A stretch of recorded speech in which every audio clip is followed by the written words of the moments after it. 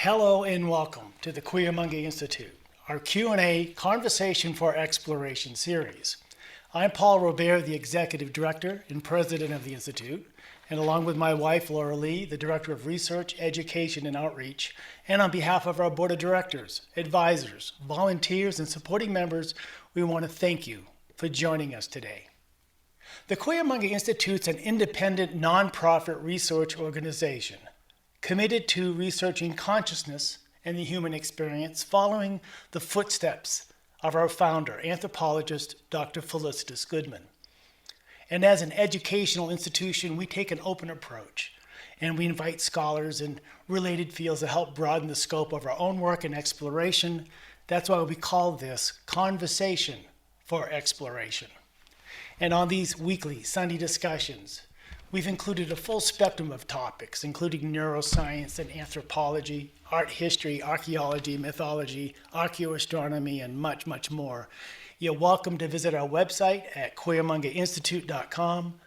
All of our presentations are free, and as a nonprofit, of course, we invite you to become a supporting member, and we want to thank you, the community members who continue to support the mission of the Cuyamungue Institute. Today, we're going to talk about something very dear to our hearts, the home of our institute. It may have began as the summer home of our founder, Dr. Goodman, and she purchased it in 1964, about 280 acres. But she was very intrigued by the fact that it had a large ancestral village on the land. And being an anthropologist, she had great respect for the people, the lifestyles, the traditions that came before, and knew that she wanted to protect this magical place. And after retiring from Denison University, she officially granted the land as the home of the Institute. The Institute's hosted a three-way collaborative project of this ancestral village land in cooperation with the Pueblo of Pojoaque, Scott Ortman and his team, a Department of Archaeology at the University of Colorado. We wanted to further document this ancestral village that's located on our land and the surrounding areas.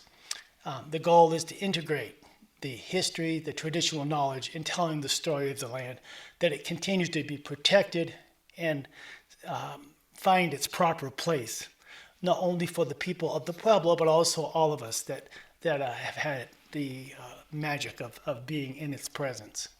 Well, it was one day we were sitting in the office of the then Pueblo Governor George Rivera, Right. who, as an art student, I think Felicitas was one of his early patrons of his art.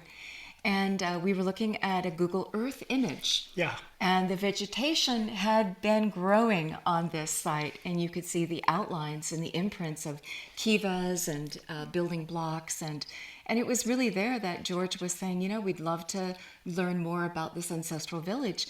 This site on the land that Felicitas purchased as a Spanish land grant, it came into her hands. It's actually really valuable because this site wasn't built over again. And I think there was a 1954 dig Right. by the, what? I forget the name of the organization, but Yeah, there was a dig already. So many artifacts were already in a museum and in storage. And so here it was that he was proposing that there be some non-invasive looks. Ground-penetrating radar, a count of pottery shards, an identification of them, and various surveys and drones. Now, we even met the archaeologists that came in with their drones, and were doing their surveys and flybys. So, and this is how this was born. And soon we were out being introduced to our guest, the lead in this, Dr. Scott Ortman, and he comes with quite the history of looking at sites in the Southwest, in the Pueblos. He's the Associate Professor of Anthropology at the University of Colorado-Boulder, Research Affiliate of the Crow Canyon Archaeological Center, the External Professor at the Santa Fe Institute, the Associate Editor for Anthropology and Archaeology with Science Advances, Faculty Affiliate with the CU Population Center, and Director of the Center for Collaborative Synthesis in Archaeology within the Institute of Behavioral Sciences, University of Colorado. He's the author or co-author of numerous papers on the Pueblo Indian historical anthropology, archaeological demography, and the complex systems approaches in archaeology. His books include Winds from the North, Tewa Origins, and Painted Reflections, Isomeric Designs in Ancestral Pueblo Pottery. So he's here today to present Cuyamungue as a center place, his illustrated talk that he's been giving around various groups. Well, good to have you here. Hi, Scott. Yeah. Oh, Laura Lee, nice to see you. Good to see you. Thanks for having me on today. So you really, your goal in your research is looking at the significance for contemporary societies as well, how they grow, how they thrive, how they change. Tell us about your mission, your personal mission in your work. Yeah, when I got started in archaeology, the first season I did archaeological fieldwork was 1990. That was the same year that the Native American Graves Protection and Repatriation Act was passed. And that's in my view, it's a law that fundamentally transformed the nature of archaeology in the U.S. and then through the impact on U.S. scholars all over the world. I think when I started archaeology, most archaeologists were non-native people that went into it because they were curious and they found the quote mysteries of the past to be appealing, and the goal of it was just to learn things just for its own sake. And I think what NAGPRA did was it showed archaeologists that doing archaeology in that way was not good enough, and it wasn't good enough to overcome the concerns that indigenous people and descendant communities had with regard to the purpose of doing archaeology and what its outcomes were and who benefited from it.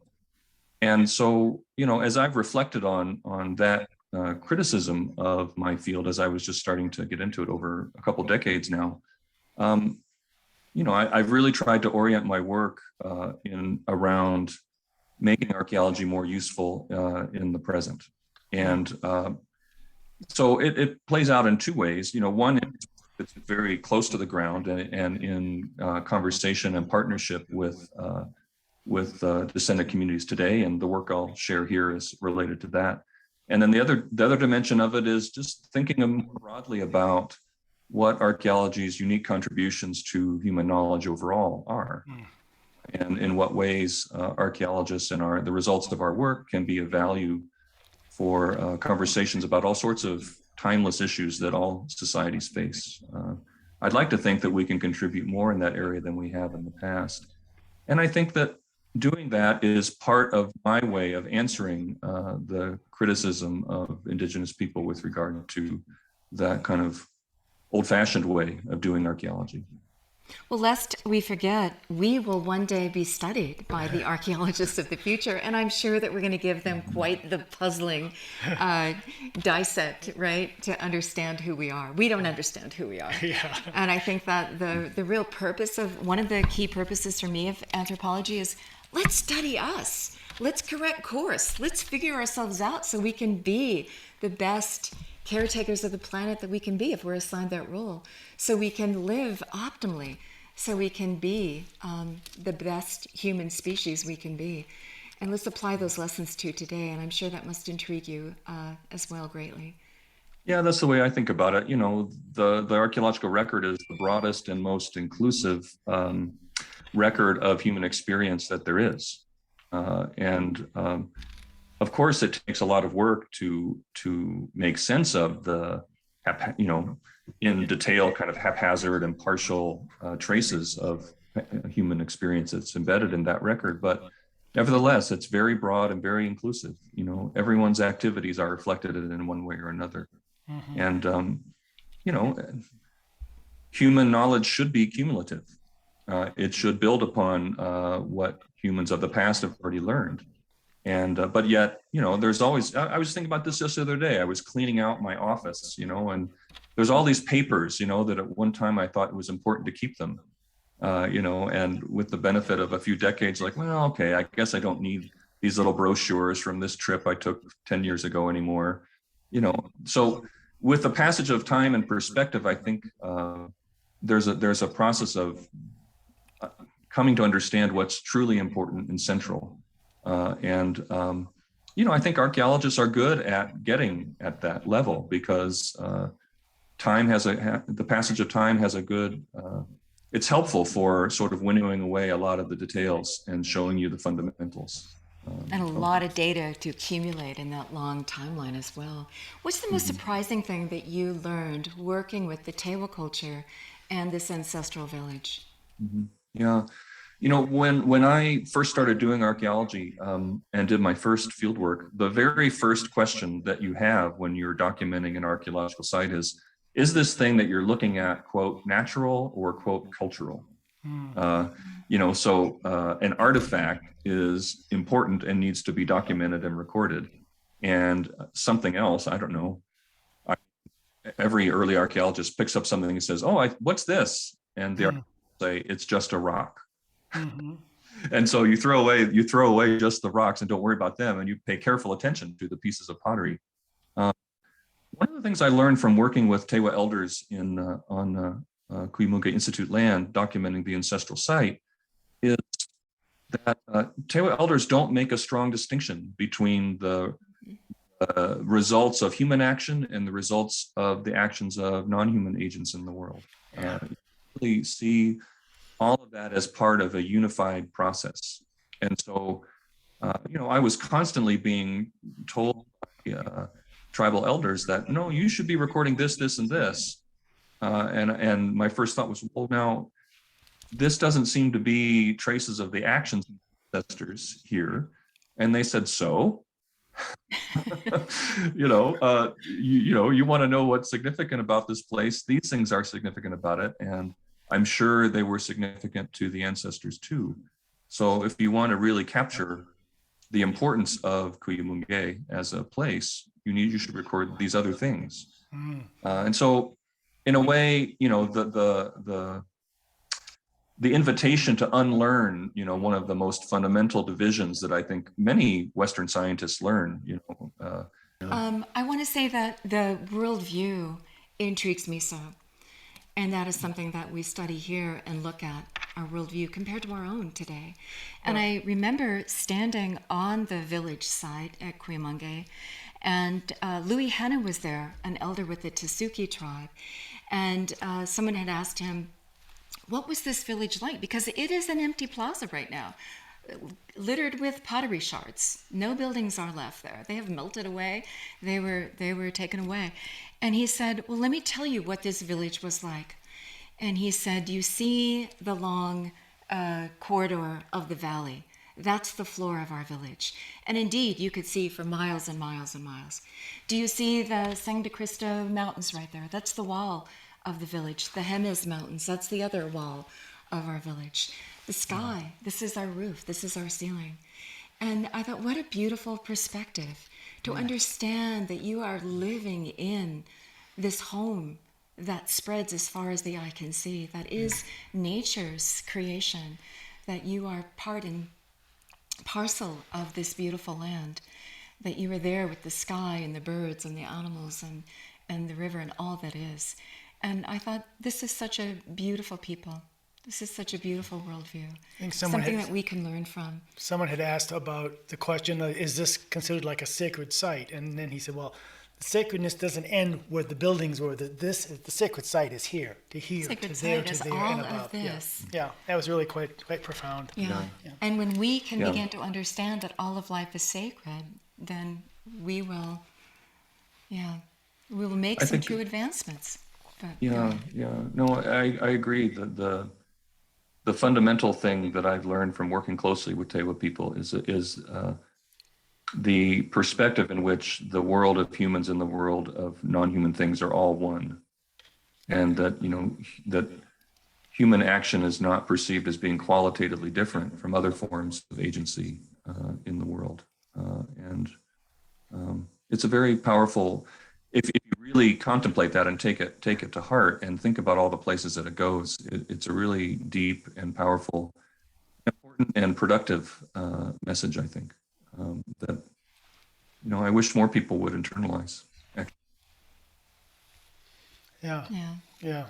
Yeah. It's that idea of walking across the land, like you mentioned, and from the perspective of being told this stone here is a shrine. It has meaning. It has power. It's something that needs to be honored and understood. Whereas from a Western perspective, we're just stepping over rocks. We're not paying attention to that at all. We're not seeing the power and the intention behind it. Yeah. You can walk on the land and see a stone with the cupules, and then you can see the round stone that was used to pound it out and grind it out right there. You can walk along and see a metate. You can, you can walk along and see, they still go there and honor the shrines. They still do offerings and yes. Activating. Kind of reminds me of the song lines of the Australian Aboriginals. Right. They need to be activated. They need to be kept alive. They need to be honored. Ritual is there to do that, to have that dialogue continue with the land. Yeah. Yeah. Yeah.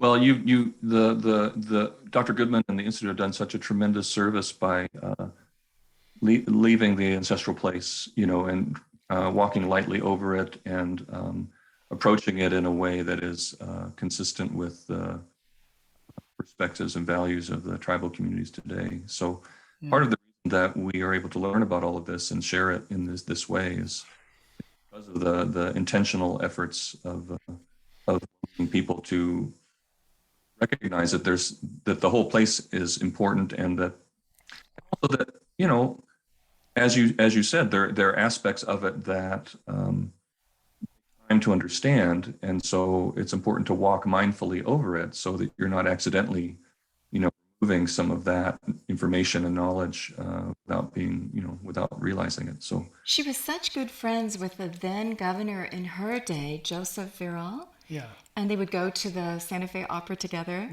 She writes extensively about that. Yeah. But they agreed that this should be preserved and honored. And The respect that came culturally from the Pueblo people and the relationship that Dr. Goodman had with the Pueblo established that fact from the beginning that this is not to be disturbed. Let's leave this alone. And so all of the buildings and the construction that happened for the Cuyamungue Institute itself, the 7 or 8 buildings or whatever we have, in less than 1 acre. It's just a small circle of buildings because she camped on the land to find that site. Right, And it that's was true. far from the village, about as far in the lot that you can get. That's true, on the other edge. She hand-built a cottage. But the archaeology is She everywhere. had volunteers hand build these other buildings. Right, They're very rustic, modest buildings. Yeah, she was careful. So, but I appreciate you saying that because that's something that I think, and you mentioned to us several years ago that it may be one of the most significant sites in the entire Four Corners region because of the fact it was never rebuilt. It was never touched. It was left alone, except for that one dig in 1950 and when 54. And when you and Bruce Bernstein came along and said, let's just do surveying, no digging, let's not disturb it. We can count the shards. And I saw your students counting the shards by the different periods of time onto a tarp, getting the data, and then releasing the shards back on the ground where they came from. Very, very Respectful. Yeah. So, well, what do you want to show us about this site? Yeah, let's go a little or tell us slideshow. more what you've done. What was your approach to it?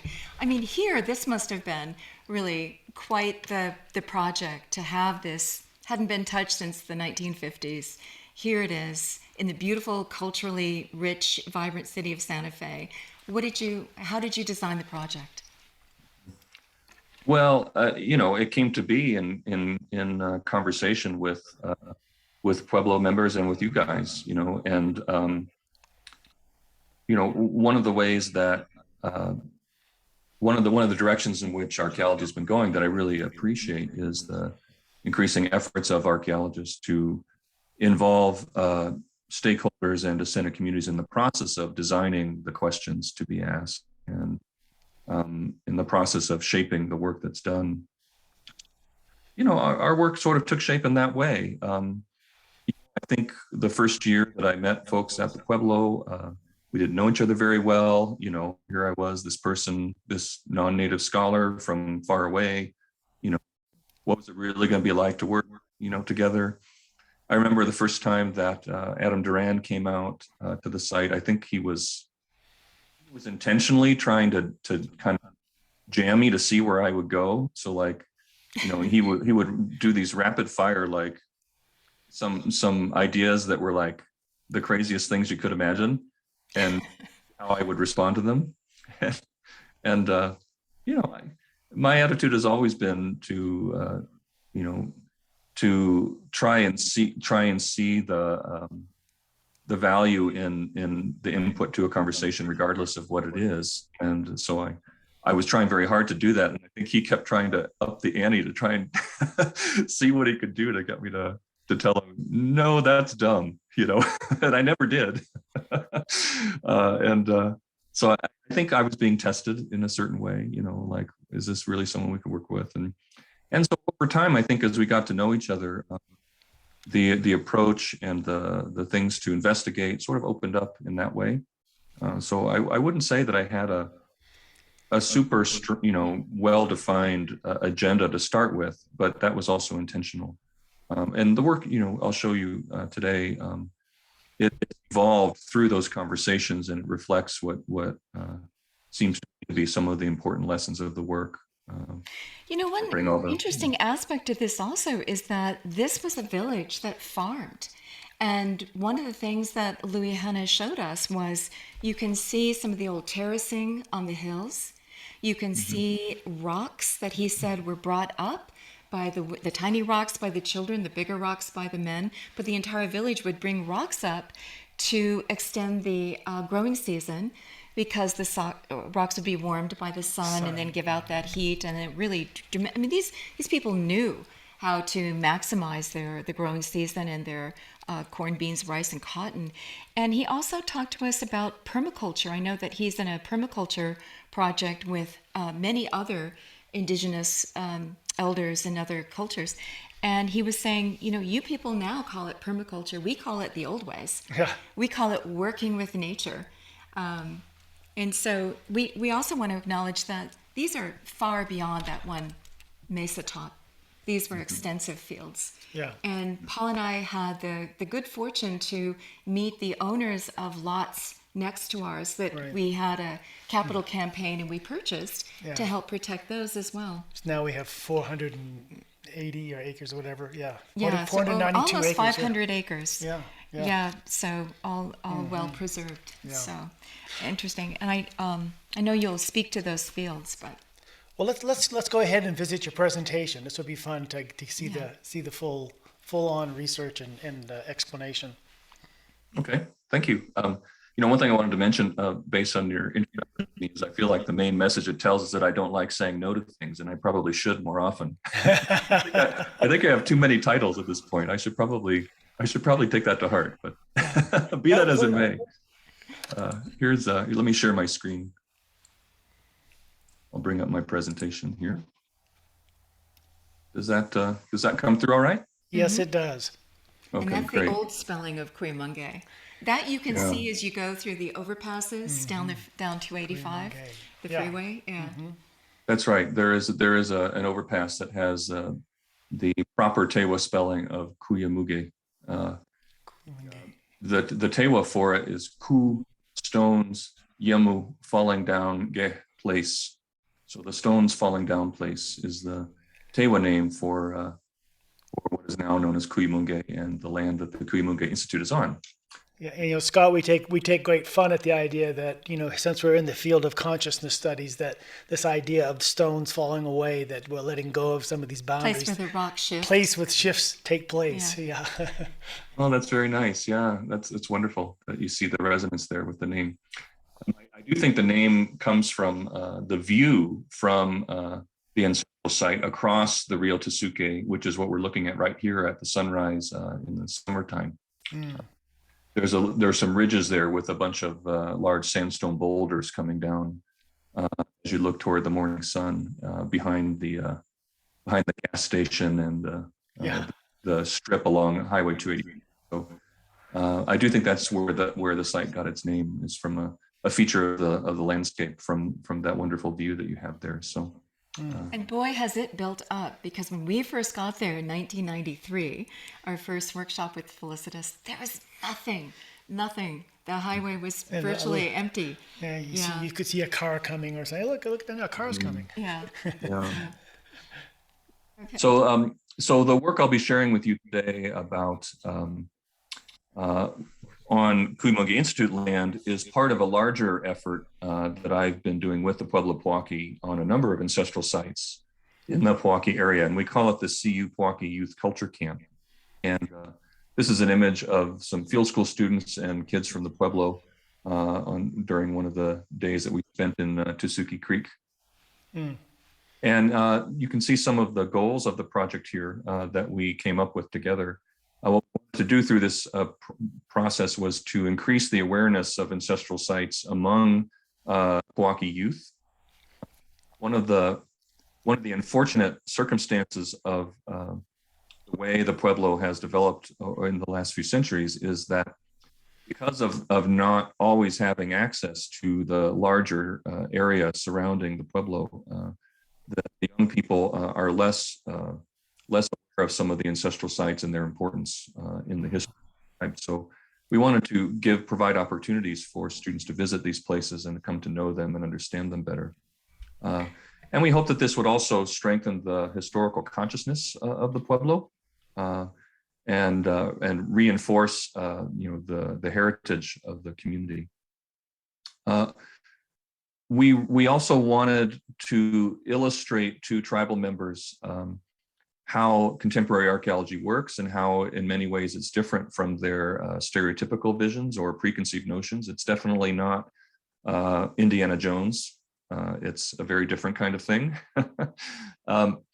We also wanted to give students from the Pueblo some exposure to STEM concepts in an informal way by introducing them in the process of documenting ancestral sites so that students would see the connections between their own traditions and mathematics, engineering, science and technology. Another important thing that was really central to me is we wanted to take an approach that integrated archaeology and traditional knowledge and that treated all of it as evidence. Way back when I was just getting started in archaeology, I remember taking a tour of Cliff Palace at Mesa Verde, and I remember listening to the ranger there, and the ranger, this was in maybe 1993, 94. And the ranger was telling the story of Cliff Palace almost entirely based on the science of archaeology and what it could say about what happened in that place. And I remember thinking to myself, what would it be like for a young person from a Pueblo to go and hear that tour and hear a story about Cliff Palace that was completely disconnected from the things that they might be learning from their grandparents regarding their history. And I can imagine that young child, asking, well, who do I believe? Do I believe the quote scientist or do I believe the elder with regard to these things? And one of my goals in life is to erase that decision on the part of young Native people, so that the way archaeology is done, it doesn't actually bring up that issue anymore. So that young people don't have to decide whether to take their elders or scientists more or less seriously than the other, where they're both involved. That's a huge stride. Right. Yeah. Right. And then the final point is we wanted to promote this idea of doing archaeology in partnership, where, as I said, the archaeologist doesn't necessarily parachute in with an agenda to tell the local community who they are and where they came from, but it's a process of learning together about the old ones and their lives and their accomplishments through relationship between archaeologists and tribal members.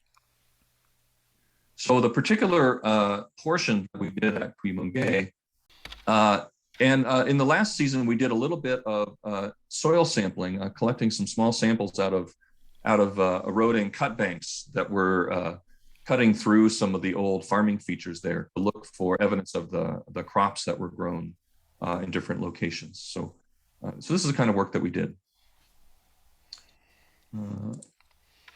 So a little bit about what's known from documentary evidence or records regarding Cuyamungue. I already mentioned the name of the place translates into English as the stones falling down place. This place is mentioned in the records of Spanish settlers. It was a visita of Nambe Pueblo in 1641 in a document dated to 1641. That means that there was not a parish church at Cuyamungue, but that the priest at Nambe came to visit the say mass every so often. The residents of Cuyamungue participated in something known as the Pueblo Revolt of 1680. It's the most successful indigenous rebellion against European colonialism in the history of that process. I would assume many of you have heard about this, but if you haven't, all of the Pueblos banded together in 1680 and kicked all of the Spanish settlers out of what is now New Mexico, drove them down to El Paso. The leader of the Pueblo Revolt is a fellow named Pope, who's commemorated via a statue in the US Capitol today. Is the only Native American represented in the statuary hall of the US Capitol, and he was the leader of the Pueblo Revolt. He was actually a Tewa person from the Pueblo of Cuyamungue. After the Spaniards came back in 1694, de Vargas, the leader of the so-called bloodless reconquest, baptized 30 children at Cuyamungue on September 30th of 1694. So 30 children probably means roughly 150 people or so were living at Cuyamungue at that time. And the village was finally vacated during something as the Second Pueblo Revolt of 1696. And there are documents that suggest the last people to leave Cuyamungue, some of them ended up moving back into the Pueblo of Pojoaque, others into the Pueblo of Tesuque, and yet some others ended up leaving New Mexico and moving up toward the Four Corners area, and their descendants are Navajo people today. In 1952, Fred Wendorf did some excavations here, and I'll be sharing a little bit of the information from that as we go along.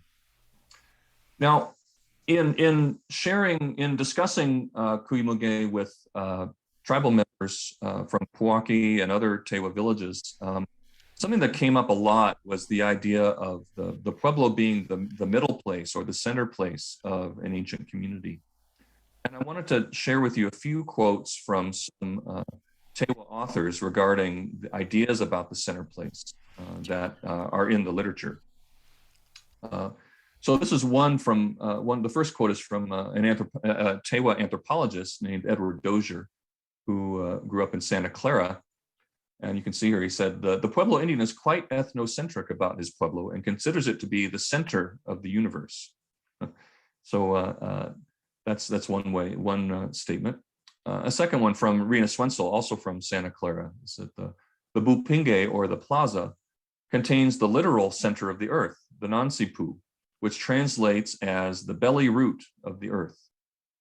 Each Pueblo's cosmos encircles the Nansipu, this earth navel, and the surrounding mountains. Where the sky and the earth touch, they're the boundaries of the well-organized spaces within which people, animals, and spirits live.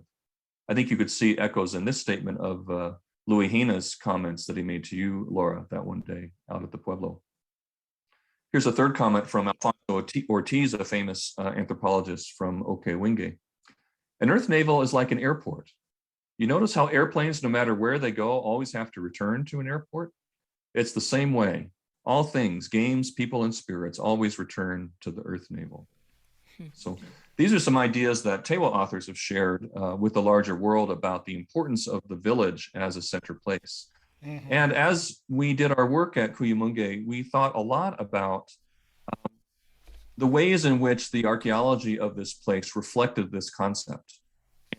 And what we got to thinking about is, well, what does it mean archaeologically to refer to Cuyamungue as a center place? And so what I wanted to share with you today is some ideas that have come out of those conversations and our work together.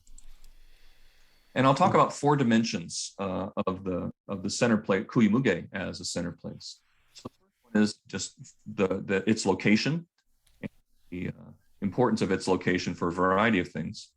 Second is the concept of the accumulation, knowledge of things that occurs over time in a center place. The third concept is interaction, the connections of the people of a village to other elements of the world and other people and nature and so on. Fourth concept is simultaneity. This is a concept that is very deeply embedded in Tewa culture and in the way that Tewa people approach ancestral sites. So I'll talk more about that when we get to it. All right, first location. So the people who created Cuyamungue, the Tewa ancestors who built Cuyamungue, could only get around by walking. You know, nowadays we can get on a plane, trains, automobiles, we have horses even, and you know, in more recent times we've had horses, wheeled vehicles, roads. Our conception of our ability to move around to access other people and resources and things of the world is so much more extensive today than it was in the past. But one of the things that you need to think about to understand Cuyamungue as a middle place is how much more important it was that the things that people need were concentrated close by when people created a village in the past. They needed there to be a concentration of blessings in the near vicinity so that people didn't spend all of their time just walking to get to all of the things that they needed. But, you know, over time, you know, another thing that's important here is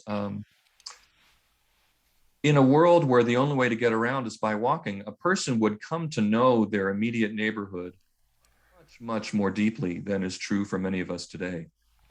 You know, if you have to walk around in the immediate environment of your community in all kinds of weather, all times of the day, all seasons of the year, you get to know it really well. And as a result, there's a focus of thought and energy that comes to be attached to a particular location. So because moving around did take a lot more work, relatively speaking, for people in the past than it does today, where things were really mattered to them. And because of this fact also, the knowledge of the people of Cuyamungue regarding their world was much more localized via experience of their home than I think is the case for us today. So let's talk about some manifestations of this. Here are some maps of the area around the village of Cuyamungue. The village itself is in black. Those are outlines of all the old house mounds, kind of in the center of the frame. On the left side, you can see that those house mounds there, and the light blue is all of the areas where they're prone to flooding. There's lots of rain. So Tesuque Creek is the broader water course that's running downstream to the north, going by the village. I've highlighted in pink all of these areas where there are quaternary gravel deposits concentrated on the tops of the terraces in the area. And you can see that on the west side of Tesuque Creek, right in the area where Cuyamungue would develop, there's this concentration of gravel deposits on the tops of the terraces. This proved to be a very important thing because what you'll see when I show you the survey results is that the people of Cuyamungue created farm fields on tops of these gravel terraces, and they used the gravel as a mulch to help the water to stay in the soil and to help the land be more productive. So there was a concentration of these gravel deposits in the area of Cuyamungue that made, you know, this is one of the concentrations of blessings, I guess you'd say, that occurred here. On the right side, you can see the same frame, but the dark pink colors or the purplish colors, all of the spots that you could see directly from the central plaza of Cuyamungue. So of course you can see, as you know, across the valley to the low-lying areas to the east. But what I wanted you to see is the cool correspondence between the gravel terraces and the viewshed from Cuyamungue. Not only was there a concentration of gravel there, but it was in this nice little bowl shape there that made it feasible for farmers working in all of those fields there to be in connection with what was going on in town. So these details of both the topography and the geology of the local landscape were important features behind Cuyamungue becoming a center place for the people who moved there. And so on the left here, you can see the correspondence between the gravel terraces and the viewshed in the area to the north, west, and south of the old village there. And what I've also done now is drawn in some concentric circles surrounding the village. These are every 300 meters as you walk out from the middle of town, there's a circle there. So they go out, what, 3, 6, 9, 12, 15, 1,800 meters, almost 2 kilometers from the center of town. And on the right side, you can see a polygon that reflects the area that we covered in our survey of the surrounding village. You can see we've more or less covered all of this bowl-shaped viewshed covered with the gravel terraces that focuses down toward Cuyamungue. It's almost like an amphitheater with a stage from a Roman town, you know, where the site itself is the stage and the amphitheater is all of these hills surrounding it. So the southern boundary is Cuyamungue Institute, the southern boundary of Cuyamungue Institute land. Going to the north, it extends Cuyamungue Institute land into Pueblo of Pojoaque land north there. But that polygon there shows the area that we covered over the last several years. And I'll be showing you some information from that survey area. You can see it goes from the middle of town out to, at least in some areas, about 1.5 kilometers away from town.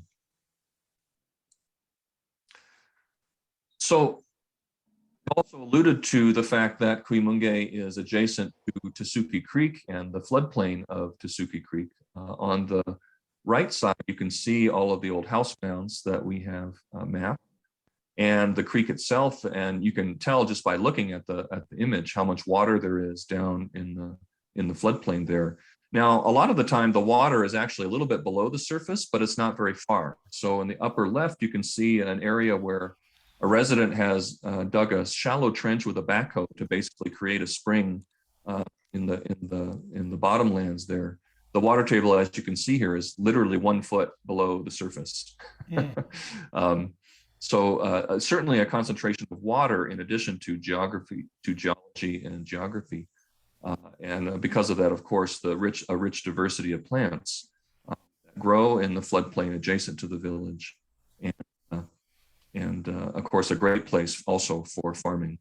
There's not as much evidence of ancestral farming in the floodplain itself because, as you might imagine, it's so dynamic and active that any traces of it have long since washed away.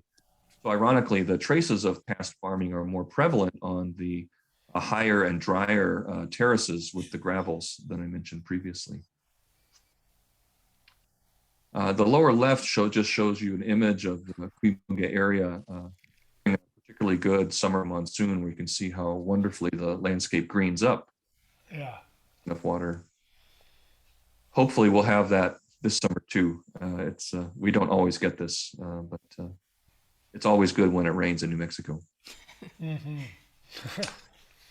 So now thinking about the concentration of knowledge that would develop over time and the placement of the village in the landscape. What I've done here is shown you the location of Cuyamungue at the center. On the right side, there's this regional map here. There's the center of Cuyamungue.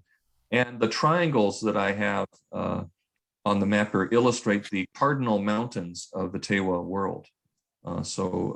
Starting from the north, we have Sechuping, to the west, Sikumuping, to the south, Okuping, and to the east, Kusemping. And what I've shown you is also I've shaded the areas over which the rising and setting sun will appear on the horizons when viewed from Cuyamungue over the course of the year. So on the longest day of the year in midsummer, the sun will rise at the sort of upper edge of that triangle on the horizon there, and it will set in the upper corner of the triangle on the west side of the Pueblo. And then in midwinter, the sun rises at the other end, the south end of that triangle, and it sets again in the south corner to the west. What you can see here is that the range of sunrises and sunsets encompasses the east and west mountains that are viewed on the horizon from Cuyamungue. So if you think about moving that set of triangles around, one of the things I've come to realize is that ancestral Tewa villages more or less occur within the zone of the sunrises within the east and west mountains that you see there. So you could move that triangle northward a fair ways and still capture, the east and west mountains being within the range of the sunrise. But if you go too far north or too much farther south, you'd be beyond the area where that occurs. And I suspect that that is more or less the boundary of the traditional Tewa homeland, is the region within which these sunrises occur.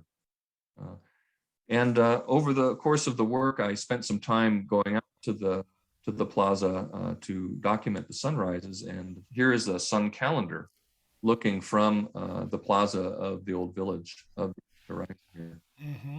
So this may be familiar to somebody that spent a lot of time at the yes. But the upper image is midsummer, and the East Mountain Cuyamungue, Kusemping, is a little triangle that is illuminated in the far horizon in the little knots. Let's see. So from the sun, if you go to the right, there's a dip in the near horizon. There's a kind of illuminated peak sticking up. That is Kusemping. That's the mountain there. So you can see the summer sunrise just catches it, encompasses that east mountain. In the equinoxes around the middle of the year, you can see the sun rising there on this prominent mountain, I guess. Yeah, it's a mountain. It's a mountain. There due east. And then in the midwinter, you can see the sunrise down there to the south.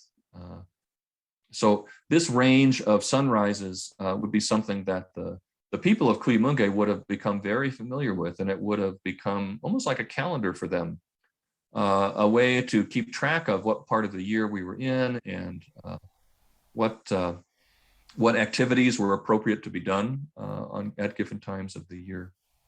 I also want to point out that it's pretty cool that the morning light is different at times of the year also. It's much whiter, I would say, in midwinter than it is in midsummer. And again, something to do with the angle of the sun when it comes up at different times of the year. It's very cool that your environment would be your clock as well. Yeah, yeah. In addition, Scott, this has been the tradition at the Institute where Dr. Goodman would have all of us get up each morning and go greet the sun. So we go to the top of the ridge and we would follow the sun each day as part of our daily ritual of beginning our day. So it's always been a powerful part of the experience of Cuyamungue is the rising of the sun. Yeah, well, I mean, the location is spectacular when for viewing the sun and greeting it every morning. And you all are continuing a practice that has been going on there for probably 1,000 years. So I wanted to mention one other dimension of location that I think is cool and interesting is these kinds of objects here that were that Tewa elders that worked with us, pointed out and felt were very important for us to document. These are known in English. These are sometimes referred to as fetishes. Now, figure stones. You can go to a trading post and buy fetishes today. And you might think that, a fetish is a rock that has been carved to have the likeness of an animal, and it has maybe some feathers attached to it and other things like that. But in fact, the concept of the fetish begins with a stone that already has the likeness of the creature in it through the actions of non-human forces in the world, and that the human action is simply to finish that object, to take an object that already has the spirit of that animal and essentially add to it or enhance it or finish it. Thomas Wynn will be coming on with his book, First Sculpture from Hand Axes to Figure Stones, and say just that, and how early that was, that recognition was. And I have to say, we also saw a lot of that in the caves of France, those Paleolithic art caves. Yeah. Yeah. So this is. Yeah, I totally get that. Yeah. Yeah. Yep. Absolutely. Well, the Pueblo concept of the fetish, builds upon that insight that you're describing, or it's a reflection of that insight. So these are objects that were not shaped by human hands, but were interpreted or taken in by Tewa elders as clear evidence of the powers and spirits of humans, of birds of prey or eagles, of bison, of bears and badgers, all around the landscape surrounding Cuyamungue. And so, this was something, again, that we had to really, I don't know, I sort of like citing phrases from Yoda, but because I actually think that George Lucas, was actually pretty informed anthropologically, and a lot of his ideas in Star Wars actually come from indigenous culture. So, Yoda said to Luke Skywalker, "You must unlearn what you have learned to understand the ways of the Force." And I do feel like we had to unlearn, something we had been raised with, the idea of distinguishing between artifacts and natural objects in recording Cuyamungue the way that Tewa elders see it. And so documenting these kinds of stones as evidence of that Tewa ancestors also would have noticed regarding the concentration of blessings of the powers of these kinds of beings in the area, I think was an important insight from the project. And I think one way to think about this is, for a community to take root in a particular spot, they need to invest a lot of their time and energies in that location. And one of the questions people might ask is, well, is this the right place to invest time and energy in? And I think the concentration of these kinds of stones in the area would have been one of the ways that Tewa ancestors, one of the lines of evidence that they would have used in encouraging community members to have faith and to put their strength and effort into building the community in this location. The spirit is alive and well. The force is with you, right? So, Mhm. and we were exactly. curators and collectors as well as artists, with Yeah, I nature think so. being the I think artist. so. Yeah. Yeah. So the second concept is accumulation. And so once people settled in Cuyamungue and invested their time and energy in living there, of course, people invested time there. There were invested in creating things there, objects, buildings, things that they needed to help them to live, energy into the location. But then, of course, over time, there was also accumulation of the experience and knowledge of the people regarding this location through all of those efforts. There's an important Tewa proverb that says that, your good work comes back to you. May your good works come back to you. And I think this is a statement of the importance of investing time and energy in people and in locations, and the idea that investment does pay off. But of course, it takes time. And so one of the important dimensions, I think, of a center place is that there's the commitment to it accumulates over time as people invest in it. And I want to show you several ways in which I think you can see that in the archaeology that we've done. One of the things that's super cool about the project is, and I think one of the signs that this project was on the right foot and was going to be successful, was that the first season that we worked there, Laura mentioned how we hired some folks with drones to fly over the site and create these aerial images that you see here. And on the lower left, you can see in one of the snapshots from the aerial imagery, you can see the rough outlines of rectangular cells in the plant growth there. I'll highlight them for you now. The old fields. Yeah. These are actually the old houses. Oh, the houses. Okay. Yes. So what's happened here is that underneath the surface of the melted adobe house mounds, there are still intact adobe walls. And since those walls are denser than the surrounding sediment, the roots tend to grow along the edges of the walls. So since we took these photographs during a monsoon season where the plants were growing vigorously, plants were growing along the edges of all the adobe walls.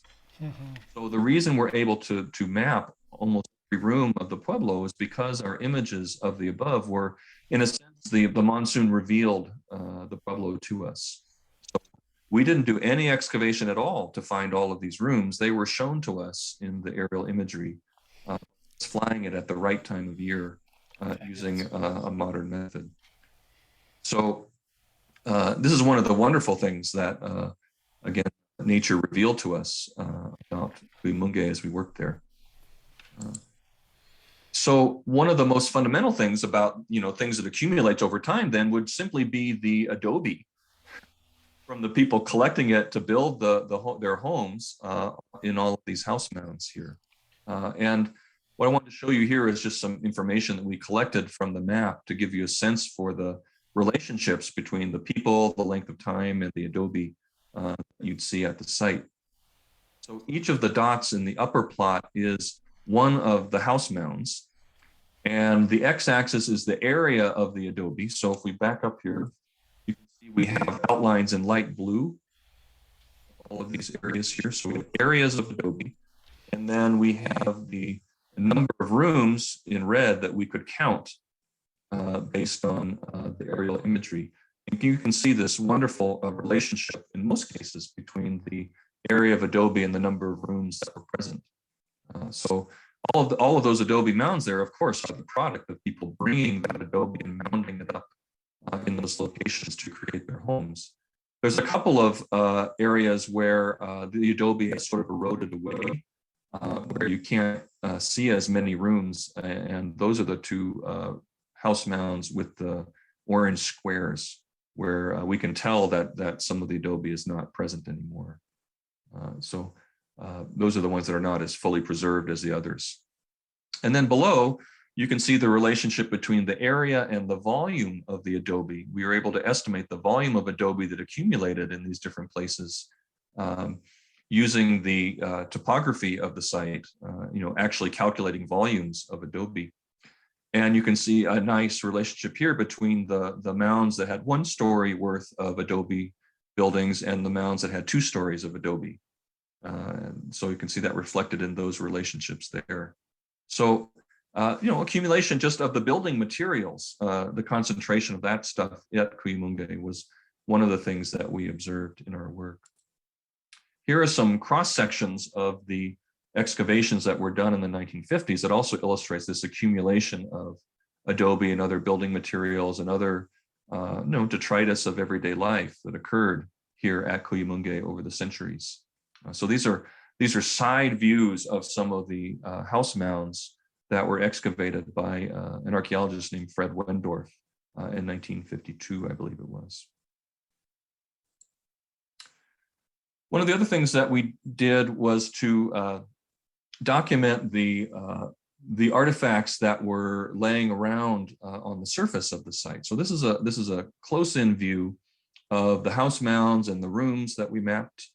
And you can see the shaded areas. Those are what Tewa people refer to as the ash piles. These are the areas where the broken pieces of pottery, the sweepings from the hearth, old food refuse, chipped stone left over from making stone tools, and other things like other worn out things were piled up around the edges of the village. All of those black circles are areas where there are 2-meter radius sampling units where a team of us sat down and collected all of the artifacts within that area and tabulated them and then scattered them back into those locations. But those black circles give you a sense of the areas in which we tabulated information from the artifact assemblage. Using this information, we were able to reconstruct the ebb and flow of population at Cuyamungue over time. I don't want to go into the details about how we do this, but you can see the resulting curve in the lower right. It shows that the village got established in the middle 1100s. So although it was inhabited when the Spaniards arrived at 1600, you can see that 1600 to 1700 phase at the right end of the curve. The village was established a long time before that, around 1150. You can see that it grew exponentially between about 1200 and 1350 or so. And then a big chunk of the people moved away somewhere else, and the population stabilized between around 300 and 400 people for a few centuries. And before dropping quite a bit during the era of Spanish colonialism. So the village certainly was inhabited for many centuries. So again, you can think about the accumulation of knowledge of this community over many centuries there. Now, we also, as I mentioned, did a survey of the fields surrounding the Pueblo. And one of the things I wanted to mention about the concept of accumulation is that over the centuries, there would be an accumulation of things that were useful for people to use in continuing their lives. And the pottery pieces that we have in this slide are one example of this. These are broken fragments of pottery bowls that were subsequently reused as farming tools. We found them laying around, in fact, you can see the image of them on the right-hand side of the slide. We found just laying on the surface together near one of the field areas surrounding the village. As time went on and life went on, people had these vessels, they broke, they wore out. Vessels accumulated at the Pueblo, and the broken vessels were essentially a tool shed for the subsequent residents of Cuyamungue to pick up and use to help them with their farming activities. So another way to think about this would be that this is the leftovers from the ancestors' actions become the raw materials for the next people, the current people's actions. Right. But now we can take it even more broadly and think about stones like the one in this person's hand in the upper left, used as farming implements. These are stones that are a product of non-human agents' actions in accumulating stones of different shapes and sizes, some of which were useful for people to use around Cuyamungue. You can see how this idea of the accumulation of objects that were helpful for ongoing life at the village took place both through human action and through non-human action in the area. Here are some of the farming areas that and different kinds of features that we documented as we did the survey. The top middle image is one of the most wonderful gravel mulched field boundaries that we found. You can see the edge there, where there's gravel to the left and no gravel to the right. You can see the larger stones being used to hold the gravel in. We found, hundreds of these little farming plots made by people collecting the gravels and using them to enhance the productivity of the land. From the western eye, you would see a pile of rocks maybe left by geology from some movement of water or something, and not recognize the fact that you're looking at something that was It's an artifact because it was an placed artifact. intentionally. Right. Yeah. Right. Well, and of course, again, what's an artifact and what's not gets a little bit blurry Yes. about this. And I think that's the point of the whole thing. That's the point. But there are these other areas that we call borrow pits, where you can see there's sort of scars, I guess you'd say, in the land where a farmer had collected that gravel to spread across the field, leaving an open area of soil. I'm not, scar might not be quite the right word for these because there is good evidence of pollen found in these areas. I think they were also used for growing particular things. This is work based on work that a student of mine, Caitlin Davis, did. She worked with the Pueblo to collect some core samples from features like this on some of the Pojoaque land to the north of Cuyamungue Institute land. Let's see, down below in the lower left, you can see another kind of field where the soil is nice and deep and it has good water retention properties all by itself. And you can see the concentration of grasses growing on this Aeolian loess area. The stone there is a blessing stone that was probably put there by the farmer to help the plants that were planted there to grow.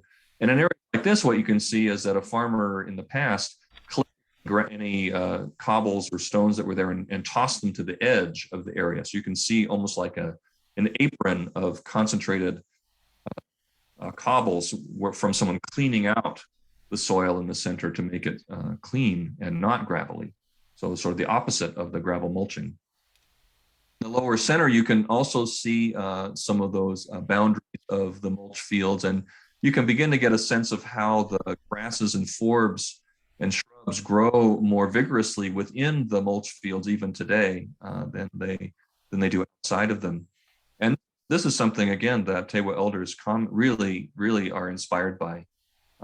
The idea that the works of the ancestors are still working, still encouraging plant growth and thus animal growth, abundance in the environment, many centuries after the human action has stopped.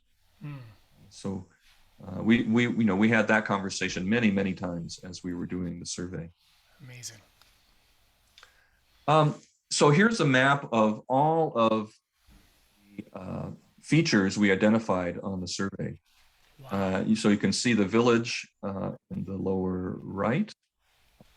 You can see the floodplain there. We did find traces of an irrigation ditch along the base of the terrace there to the east or to the right of the village. And then you can see, let's see, all of the little red triangles are artifacts that we tabulated as we walked over all of the flat spots. You can see, let's see, the green areas are these loess fields where they're cleaned off, where the stones have been cleaned away. White areas are the gravel mulch fields where someone has, again, piled up the gravel. The borrow pits are in black. And the little triangles with the circle in the center are the blessing places or field shrines that the farmers placed in the farming areas to help encourage the crops to grow. So it's just a wonderful agricultural landscape that's preserved here, surrounding at least the high and dry portions and surrounding the village.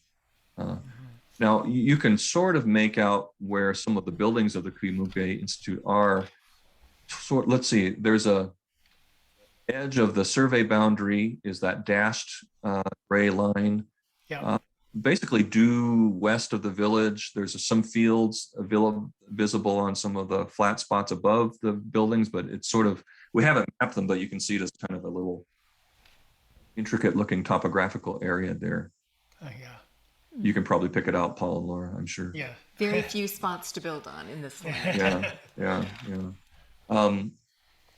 So, but there's a few things about the patterns of the map here that are pretty interesting and actually very common and typical of communities all over the world. The is that people tend to move around and do most of their trips closer to home than farther away. Even with our own transportation technology today, of our daily trips are, maybe a 10 to 15 minute drive Right. from our home or 10 to 15 minute walk from our home. We don't travel an hour away as frequently, although some of us, of course, commute for distances of up to an hour. Once you get much above that, people tend to not, go that distance very often. And you actually see that pattern in the information that we documented. So in the graph on the upper left, what you can see here is on the x-axis, what I've done is I've used those distance bands that I showed you previously to group all of the features into a group of features within, for example, 0 and 300 meters away from town, 300, 600, 600 to 900, 900 to 1200, and so on. And then the y-axis is a measure of the density of different kinds of things per hectare that we walked or surveyed relative to how far away it was. So, for example, the red line is the number of artifacts divided by 10. The yellow box is the number of shrines. The white is mulch fields. The black is borrow pits, right? Terrace fields, less fields. You can see that with distance, the density of all of those kinds of things decreases. And you can kind of see that just looking at the map itself. Obviously, artifacts are a lot denser close to town, and if you think of those artifacts as someone walking over that landscape and doing something to where they left something behind in the form of an artifact, you can see that the number and frequency of trips probably went down with distance from the Pueblo. So this is something that occurs with commuting patterns even in modern cities, and natural urban the people of habits. Cuyamungue did something like this too. Yeah. On the flip side, there's also an interesting thing that happens in contemporary settlements, contemporary cities, is that if you think about real estate, for example, land is much more expensive close to the center of town. And as you move away from the center of town, it gets a little bit less expensive. It's because people have to take into account the cost of getting to and from the middle of town into the value of the land. And so what ends up happening in cities today is that as you go away from the center of town, real estate properties get large, lots get larger, and houses tend to get bigger for the same income. And you can see this pattern at Cuyamungue too. It's pretty interesting. Here are the lower left, you have the distance bands. And what I have here is the average area of these different kinds of features with distance from the village. So the field area, the fields themselves get larger as you go farther away from town, up to about 1,200 meters, and then they get less dense and fall away. But so the idea, there seems to be this trade-off between the energy it takes to move across that landscape to get to a certain distance and the availability and then the demand for that land, the size of a field that a farmer could create, and probably, I think, another way to think about it would be for a farmer to have a field more than a kilometer away from town, there needed to be enough there to make it worth walking a kilometer each way every day. A farmer might not want to walk, 2 kilometers to get to a very small dinky field, but they might well be willing to walk 2 kilometers to get to a big one. Even near our buildings, which are really on the opposite end of this, we can see stones set in square angles, which we're told define the edges of somebody's field. So they seem to be quite spread out. Also, a good question from Bob Woodruff. He asks, what were the spiritual practices of the people that correlate with the landscape? Yeah, I'll actually tell you a little bit more about that in just a moment, because I think the field shrines that we've mapped tell us something about that. Okay, good. So over time, as Tewa people invested in Cuyamungue, developed the fields in that land, took in their crops, grew, raised their families, built the infrastructure, and accumulated knowledge of the landscape. In a successful community, it would lead to a life of abundance. That an ability for the community to meet the needs of its people, and perhaps even to meet them increasingly well over time. One of the ways we've been thinking about that is to think about the sizes of the homes that people were able to create at Cuyamungue over time. So what we have here is some distribution plots of the sizes of the rooms of the homes that were made at Cuyamungue over time, and we can at this over time because we can date the different room blocks to different eras in the history of the village. And the main thing that you see here is increase in the average size of a room over time. And what it seems to, and that's true whether we go off of the measurements of the excavated rooms from the 1950s or the images that we have from the drone. So it seems to have been successful. In other words, this way of life seems to have been successful in encouraging a life and achieving a life of greater abundance for community members here over the centuries. What's sort of interesting is that the sizes of houses didn't necessarily shrink in the 17th century when Cuyamungue was subject to Spanish colonialism. Perhaps the community was a bit more resilient than we might think to all of that. That's probably a story for another day. What I also now want to do is talk about the accumulation of historical knowledge that you can see in the history of the layout of the village. What I'm going to do now is show you some of the, reconstruct the history of the layout of the village based on where the highest densities of different kinds of pottery are in the areas that we did the tabulations. So one variety of pottery that dates primarily from 1200 to 1250, for example, is most densely concentrated in the southeast corner of the village, where those little small brown house mounds are. Those are probably homes of individual families. I think that is what the village initially looked like. It was a concentration of little family residences in one little corner of the mesa.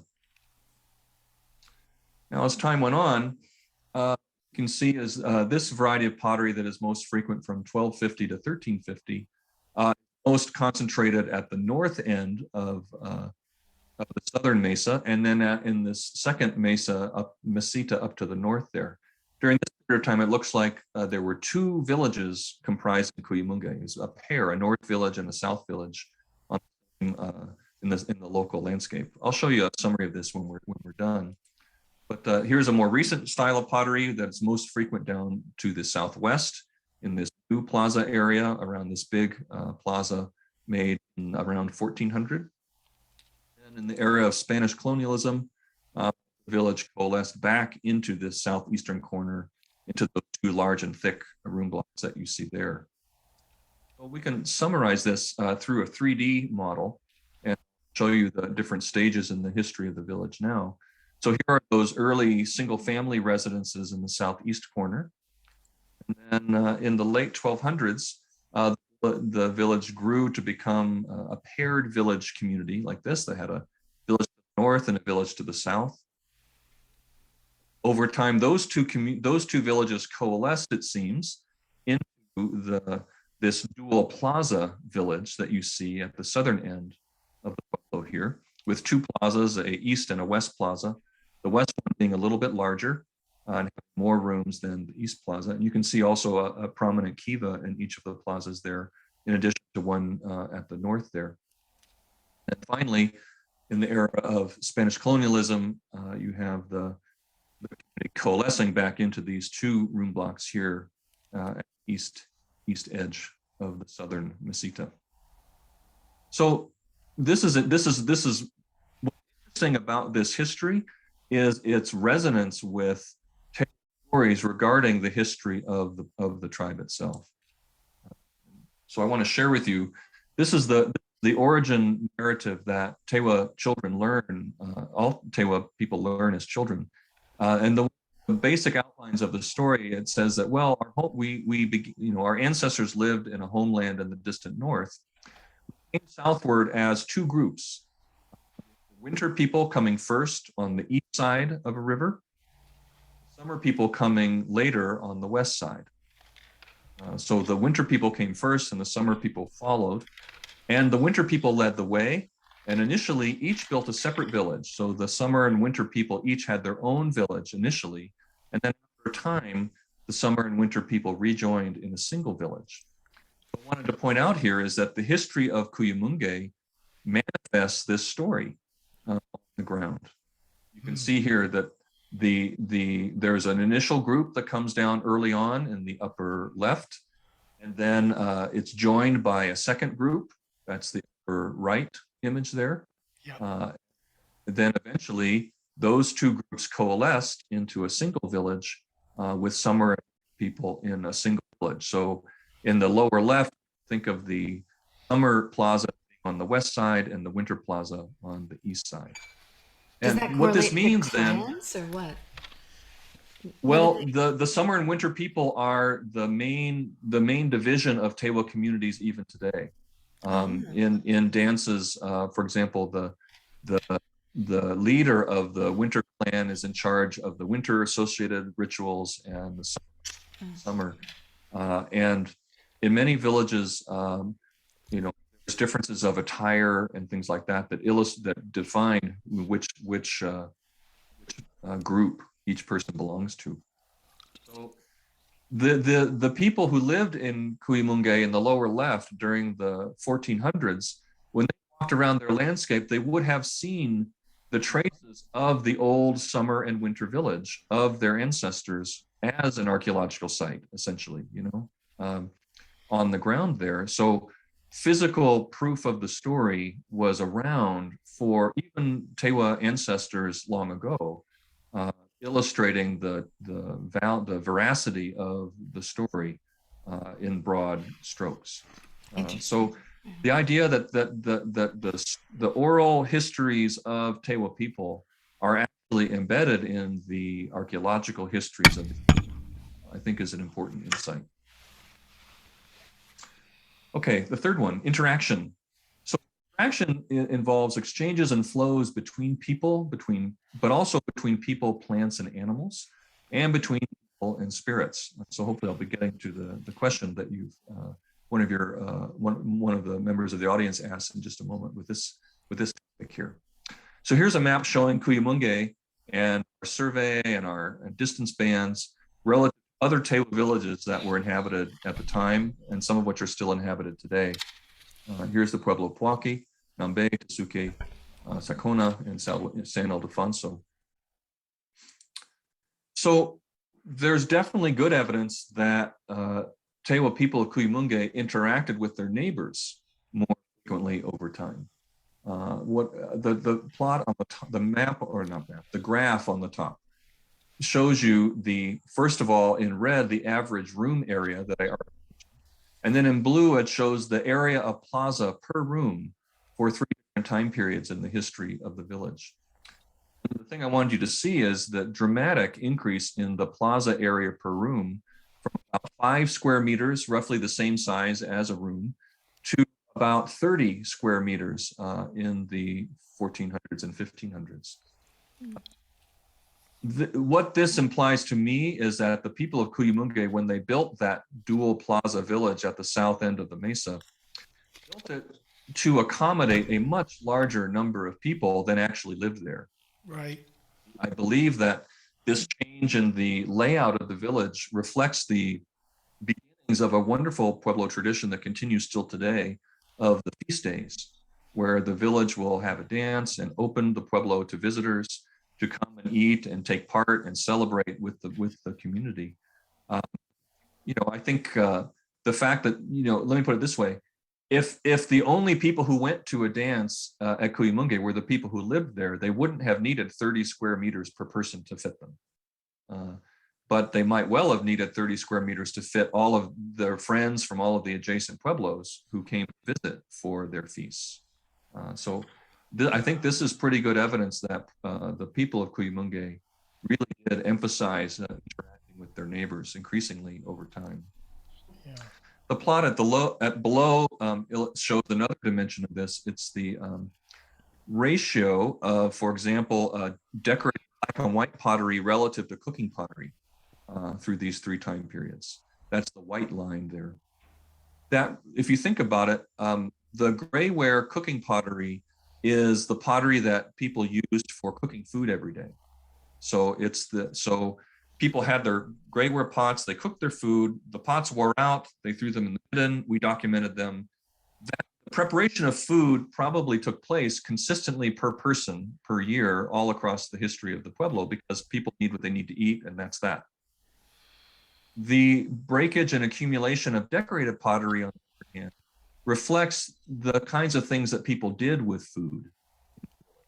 So the more people hosted their friends and relatives for meals, the more often they took food to a potluck, the more often they used their dishes in life, the faster they would break through the cooking pottery. And so what this plot illustrates is that over time, the residents of Cuyamungue socialized with food more frequently over time. So this rate and intensity of interaction with their friends, neighbors, and relatives expanded over time. Just like we do today, the everyday China, the good China. Yeah. No, exactly right. Exactly right. Paper plates. Yeah. Now, we also found evidence, another form of interaction, of course, is just physically moving. We did find traces of several trails on the terraces surrounding Cuyamungue in our survey. And you can see some of those marked on the map, added to the survey map here on the left. And a little line in here illustrating one trace of one of the trails that we documented. You can see that how fragile some of these places are, where our own footprints are marking up the land there. We tried to walk as lightly as we could, but it's hard to avoid making footprints. So it's good that we're not utilizing this landscape too heavily, because I think it's important for it to rest and footprints to go away. And so here's something that I think is pretty interesting regarding the spiritual practices of people that we can pick up on by looking at these field shrines that we found at a bunch of, associated with most of the fields that we documented. So in the upper right is an image of one of these field shrines. It's a prominent large stone placed either in the center or on the edge an old field. You can see the pin flag there marking it. It's also, it looks like this one is near the corner of a field. You can see pin flags marking the far edge of the field as well, the concentration of and grasses that are growing there. These blessing places are very common. They take a variety of forms. Sometimes it's a single stone. The images in the lower right, other versions where you can have a concentration of stones of different colors in spots associated with these fields. They often have nice views, especially of the landscape surrounding them.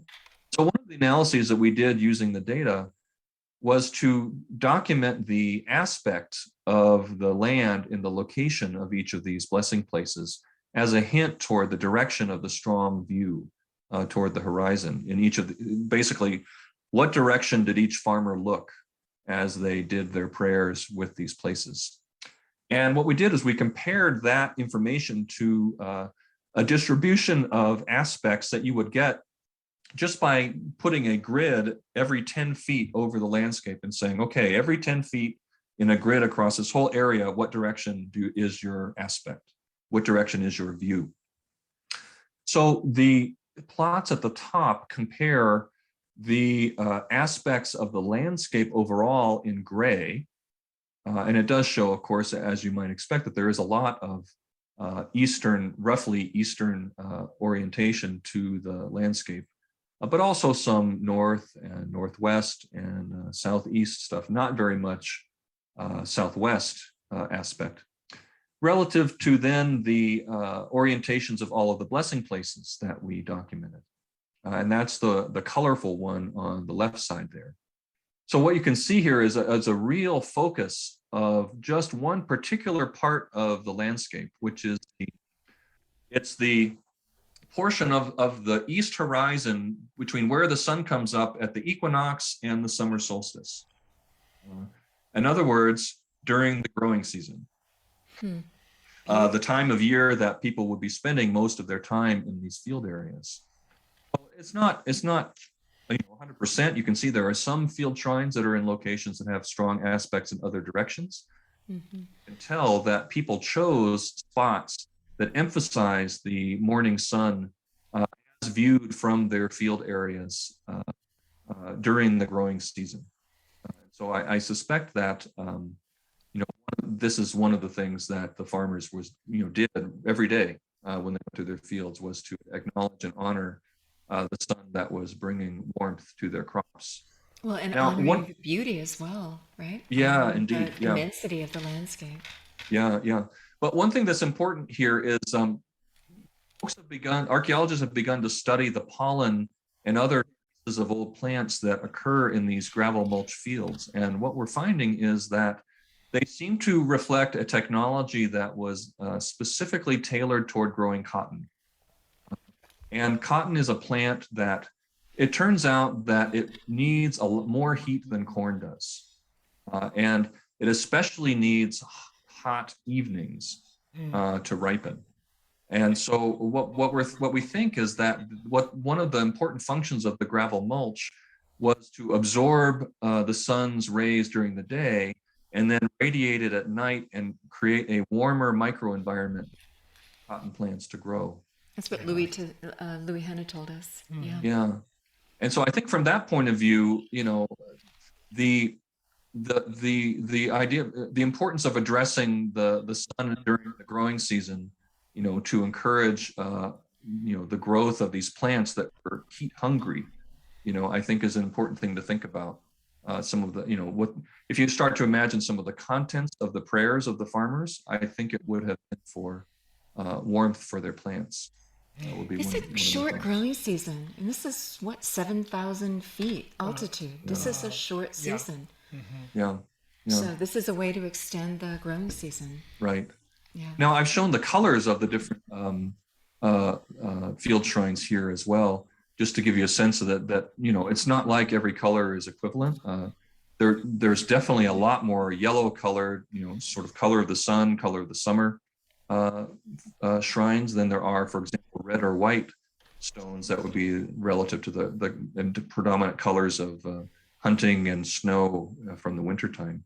So perhaps again, maybe if you think about the colors of these stones either being connected to the, maybe the summer or winter group that the farmer belonged to, or perhaps the prayers that they would have uttered, prayers for snow, prayers for warmth or precipitation, and so on.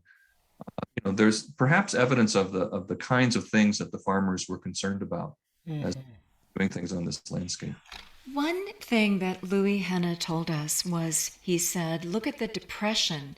This is a growing field. And indeed, in one part of the land, there was a slight depression. He said, you Westerners think of building up. We built down. Why? Because in the winter, we would be out there, he said, playing with snowballs and moving snow to this planting site that in the spring then would have more water. And so all the families would get out there and roll these big snowballs to their planting grounds. And somebody asked earlier, what is mulch? What is the stone mulch referring to? That's placing those stones on the fields so that they would absorb the sun's warmth and then give it out and hold moisture. So I just wanted to answer that question that came up in the chat as well. No, yeah, thank you. I think thinking about the kinds of prayers that the farmers would have been making to help the crops to grow, I think is really a really evocative result of our work. Yeah. Pueblo people also were interacting even more broadly, in addition to interacting with the sun and the landscape and other people close by. I think that the people of Cuyamungue were creating cotton garments from all these fields and trading them much more broadly. Spaniards first came into the New World. For example, when they were traveling through the Mississippi Valley, they encountered indigenous people wearing cotton clothing and asked them where the cotton clothing came from. And they pointed toward New Mexico as the place that this cotton clothing was made.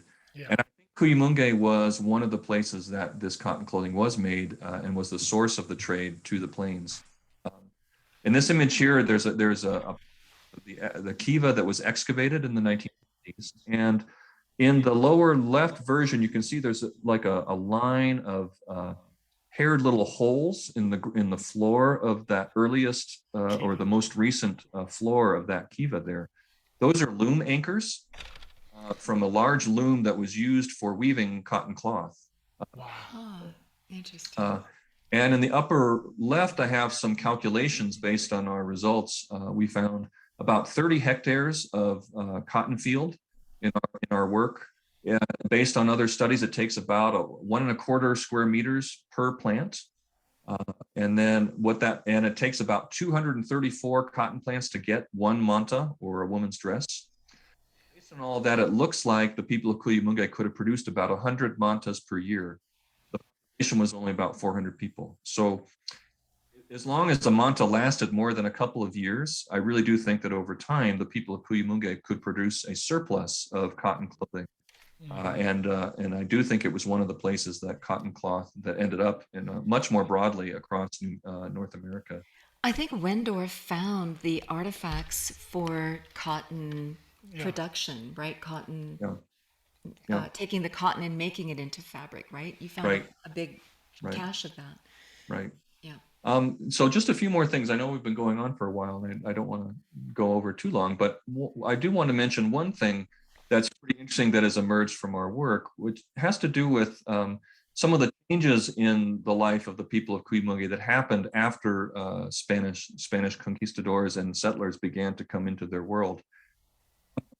One of the things that we see very clearly in the animal bones found in the excavations at Cuyamungue is that when the Spaniards came into New Mexico, they brought a lot of domestic livestock with them, and including especially woolly sheep. And it appears that Pueblo people really took to sheep, I think because of the wool. Think about it. The cotton is it's a nice plant. They make nice garments, but I think cotton was hard to grow, and you could only grow certain spots that needed a lot of heat. It took a lot of work. It was a high value, high risk kind of product. On the other hand, sheep provide fiber for clothing, and they can live off of the grasslands that are far away from town. And because they have 4 feet, you can move them to where the food is, rather than having to pray for the clouds to bring the food to you. Makes sense. And so I do think that, for example, we didn't find many 17th century potsherds in the gravel mulch fields surrounding Cuyamungue. Once the Spaniards came into their lives, Pueblo people shifted pretty rapidly from growing cotton to herding sheep as a substitute, a new form of fiber for making clothing. And in another portion of our work in Pojoaque, we found a site where we think some sheep herders once lived. It's marked by that X there. It has game trails. It has some still living cut juniper trees to ease the trails. It has pottery of the right time period and some houses. Wow. And these trails actually go from this little house here to the different Pueblo villages that you see, to Sacona, to Pojoaque, and to Cuyamungue from this location. So interaction, didn't stop when Spaniards came into the lives of Pueblo people. Pueblo people continued to listen to and learn from the Spaniards that came into their lives starting in 1600. Yeah, wow. So the last concept that I want to raise that I think is important here is the one of simultaneity. And the key point here is that Cuyamungue, the ancestral site, exists today. The ancestral village and the land and the relationships that are there are not a thing of the past. Right. It's a place where the actions and values of the ancestors are apparent to people who visit today, whether it's a Tewa person or it's folks doing programs with the Cuyamungue Institute. And the knowledge that accumulated over time among the ancestors is apparent and manifest in the land and the archaeology. I hope I've shown you several examples of that in the talk here. Oh, indeed. Yeah. And so, the village today is a place where Tewa people go, and Cuyamungue and other ancestral sites are places where Tewa people go to learn, reinforce, and renew their values as they move forward into the future. In other words, sites are not places of the past, but they're places that people look to for guidance for the present and future. Tewa people absolutely do that. Tewa people are inspired by visiting places and encountering the legacies of the ancestors and the ways in which their actions are still doing good in the world. The fact that a gravel mulch field encourages plant growth and thus animal abundance after a farmer stopped working there, it's taken as a very, very important sign of the goal of human action on Earth, is to keep it better than you found it and leave a legacy that will produce good things for the future, not just for today. Absolutely.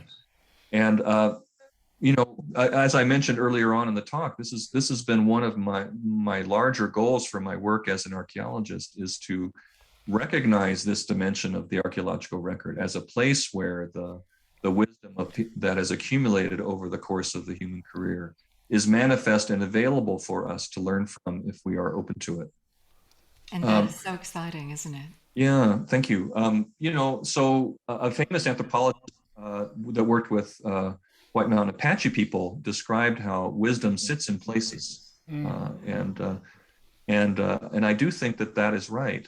He was talking about the stories associated with places and natural landforms, and of course that's true. But I think it's also true of these ancestral Tewa places and other archaeological sites all over the world. Yeah. The Tewa tradition is apparent here. It's tangible evidence that the stories, their lessons, and that knowledge is real.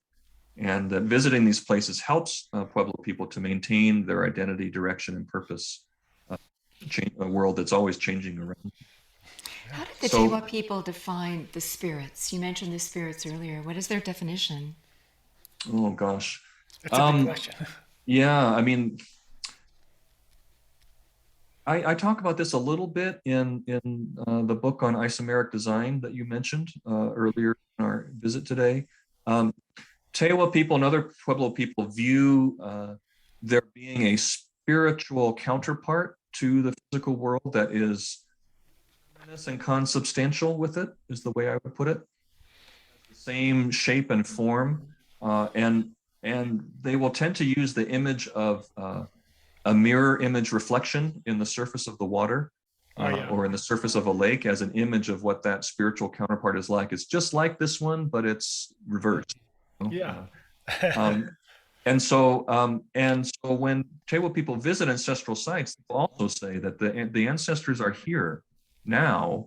They're not just there in the past. In other words, the spiritual counterpart of those people is still present.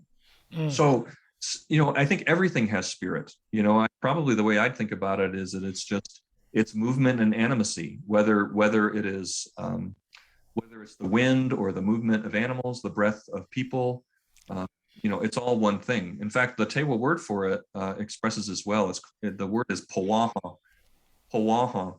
It means water, wind, breath, translated to Water, English. wind, Yeah, and it's all of the things that make movement and animacy happen in the world. Of course, water. Even a planetary scientist knows that you have to find water on Mars before you'll find life. And Right. movement, breath, the respiration of a person, but also the respiration of the earth is the way that Tewa people think about it. Beautiful. Yeah. So the thing I want to leave you with is, several times in our work together, we would go to visit a Pueblo for a feast day, and some of the elders that we would visit with would say, the whole event is a prayer, the whole thing. Yes. Going to gather the food and prepare it, to preparing for the dance, to cleaning up, to the welcoming of people into their homes, to the friendly conversations that they have with the visitors, to the prayers that are uttered during the dance itself. The whole thing is a prayer to encourage a world that matches up with the ideal values of Tewa people. And I guess what I'd like to say is that I don't see any reason why archaeological research in partnership with indigenous people can't also be a part of this larger prayer. Yes. Of encouraging the world we want through the things that we learn together, receiving guidance from the ancestors, and sharing that information with everyone so that all of us can benefit from it, not just the direct descendants. Use all the data points. Use the Indeed. entire package. Yeah. Use everything that. Beautifully said. Yeah. Use the stakeholders as Yeah. all of them. Yeah. And how much, Yeah. how much as an archaeologist, being able to make that transcendent experience to be actually taught by the Pueblo people, to open up your worldview, to be able to connect all these dots together and make a full, a wider spectrum of analysis and experience. Yeah. No, I think you said that very well. From the inside out, not just the outside in. Yeah. Yeah. So this is the larger point, I think, of the work that we've been doing together, is to encourage a way of thinking about how archaeology fits in society that has a little bit more of this character and a little bit less of a solving mysteries of the past because it's interesting. So I think that that's where I'll leave you for today. These are just the many people that have contributed to this, in addition to the Pueblo and the Cuyamungue Institute, continuing Pathways Foundation, my department, Office of Outreach and Engagement at CU has helped a lot. We've gotten money from NSF to help with this. School of Advanced Research, from the Colorado Archaeological Society have helped with some of the analysis, and then many CU students and Tewa friends have all helped. So Yes. that was what I wanted to share. Well, thank you. Oh, thank you. And also specifically mention Bruce Bernstein, who's been working directly as an Ethnologist. ethnologist, working With directly the and representing the Pojoaque Pueblo, and having the vision to also say, even in directing the Pueblo itself, is saying this is stuff that we really need to protect. And the Pueblo generously went up and put in some fencing and some gates to make sure that not the wrong kind of vehicles or people approach this place and this land. And, Dr. Goodman left it asleep for all those years, and she didn't take students. It was not a Disneyland experience when you went to the institute. She didn't share it. trek out there with She had us, right? tremendous respect as someone who had done research into the world of direct experience and people's concept of spirit. She knew that this is not something I wanted to disturb. This is not to be played with, and so she left it alone. And it's only with the cooperation of Pojoaque that we decided to open the doors back up and say, okay, we invite you in, and let's work on this in the sacred way that the Pueblo people understand. And then they chose you to be that representative from the archaeological point of view, as that arm of the research, and you approached it. And even when you did your presentation at the SAA, the Society for American Archaeology, 50% of the presentations were the native peoples, the Pueblo peoples, Tewa members. the Tewa members, and then the other half was the scientific presentations, and the two worlds coming together. I mean, it was just so respectful the way that it was done. So, Yeah. yeah, Tony Yeah, Hall my and plan- Paul and I got to attend that. It was wonderful, that meeting in Albuquerque thank a couple you. years ago. yeah. Thank you. Well, your support has certainly been crucial to the whole project happening too. So I really deeply appreciate it. And my goal for as I mentioned, there's a book coming along, along this presentation, and the way it will work is, I'll get a first draft, and then it will be conversation with Pueblo members and see where it goes from there. See what's appropriate. Yeah. So whether how much the book will look like the presentation here will depend on how the conversation evolves. As it comes together. Wonderful. Thank you. We look forward to that. We have lots of audience members that want to. Yeah, if you want to comment. ask questions, I'm not going to read the chat room. It's too much reading. So if you still have the same questions, raise your hand. We're using the raising the hand button on the I wanna reactions go button. first to Christine and Todd Van Poel, Oh, fellow anthropologists. Okay. Yeah. So Yeah. Hello, you two. Excellent presentation. I don't have any questions. I'd rather leave it open to audience members. Very good job. Thank you, Scott. Nicely done. Nice, very nice. And I know Tony was asking a couple of questions. Tony, yeah, there you are. Go ahead. And Hi, Scott. Marvelous to hear you once again. You may remember our conference 11 years ago at the Maxwell Museum. I was quite interested in your observations of the solstice and equinox, or at least looking for associations there. I wonder if you could say just a little bit more. Your diagram showed some offsets, but again, I imagine the position of the mountains, there may not be definitive markers either. I'm wondering how that fits in with the ethnography, and how far you want to take that. Yeah. No, thank you. That's a great question. One of the things that I learned from spending time with Tewa people is that there's sort of an informality to Tewa culture that I think is important. I think, and also a practicality to it. And so what I've heard many people say, over the years is like, it's more or less this is more or less the solstice is, and this, and the specific details aren't as important. The fact that it's close. Exactly. And so I think, what I've heard from people say, the fact that the east and west mountain are within the range of the sun is what is important, rather than exactly where, those points are at the edges. I do think that within particular communities, the person who is responsible for watching the sun would use the specific locations of the sun from that location on particular days as one of several signs that were used to determine when to start preparations for different community activities. But I think that knowledge was probably, if not personal, certainly village specific, and not necessarily something that would be grounded in the local experiences of people there.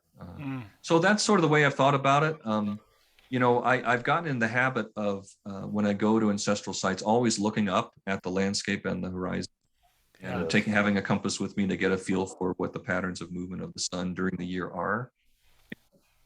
I guess what I'd say is I see tons and tons of approximate relationships between the cycles of the sky and the orientations and arrangements of buildings in these ancestral Tewa places.